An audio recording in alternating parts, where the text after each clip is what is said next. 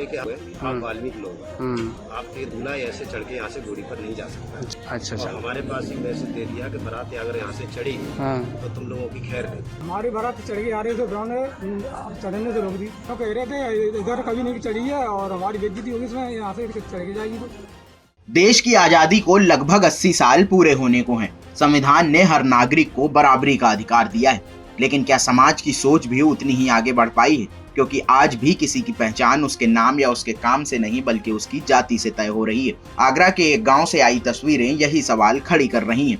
आरोप है कि वाल्मीकि समाज की बेटी की बारात को सिर्फ इसलिए बीच रास्ते में रोक दिया गया क्योंकि वह दलित समाज से थी।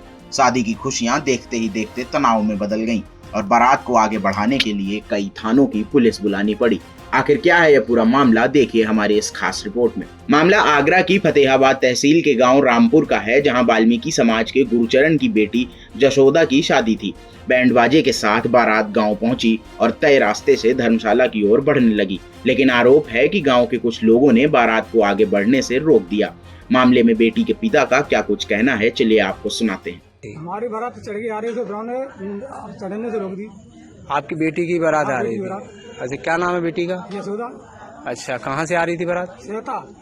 तो रामपुर में बारात आ रही थी, किन लोगों ने रोक दी? क्यों रोकी, क्या वजह थी? यूँ कह रहे थे इधर कभी नहीं चढ़ी है और हमारी बेइज्जती होगी इसमें, यहाँ से चढ़ के जाएगी। तो फिर क्या किया आपने? हमने पुलिस का सहयोग लिया। पुलिस बुलाई थी? जी।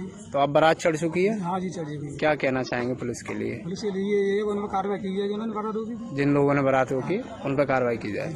वाल्मीकि समाज का आरोप है कि गांव के कुछ ब्राह्मण समाज के लोगों ने इस रास्ते से बारात निकालने पर आपत्ति जताई। उनका कहना था कि इस रास्ते से पहले कभी ऐसी बारात नहीं निकली।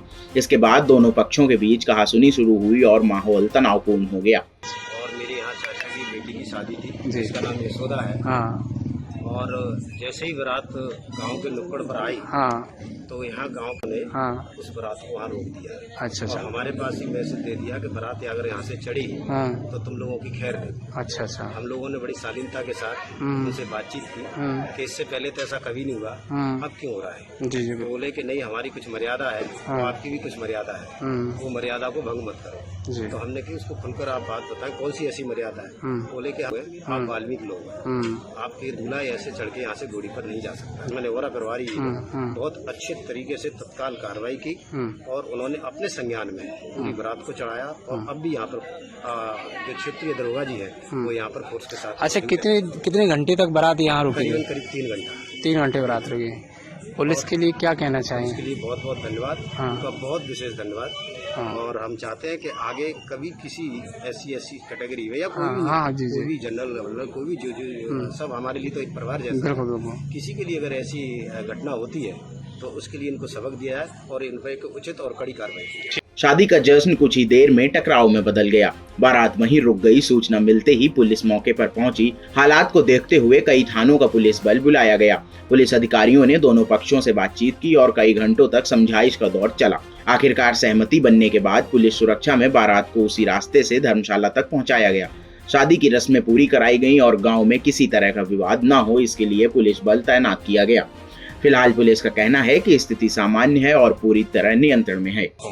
दोनों पक्षों को समझा बुझा दिया गया और सकुशल बारात गंतव्य पे पहुंच गई। बारात चढ़ गया और कोई स्थिति पूर्णतः सामान्य है। कोई लॉ एंड ऑर्डर की सर व्यवस्था, कोई लॉ एंड ऑर्डर की कोई। अगर आरोप सही हैं तो यह सिर्फ एक बारात का रास्ता रुकने का मामला नहीं बल्कि उस सोच पर बड़ा सवाल है जिसे खत्म करने के लिए संविधान ने बराबरी का अधिकार दिया था।